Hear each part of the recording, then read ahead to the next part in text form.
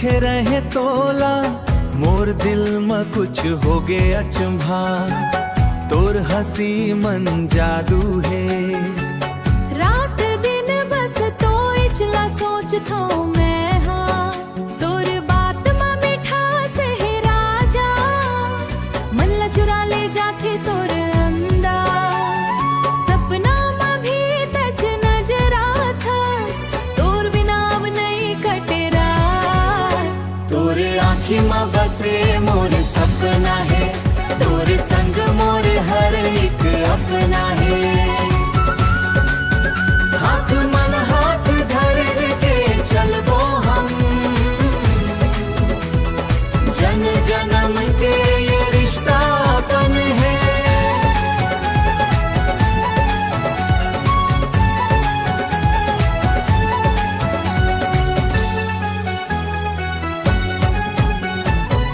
बरखा जैसे तोर प्यार बरसे, सूखा मन मोर हरियर हो जाथे।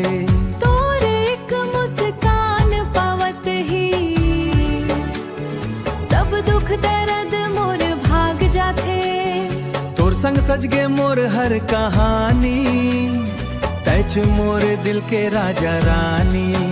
साथ निभावो हर हाल मन, लिखेगी से प्रेम कहानी। तोरे आँखी में बसे मोर सपना है, तोरे संग मोर हर एक अपना है। हाथ मन हाथ धर के चलबो हम, जन जन्म के ये रिश्ता अपन है।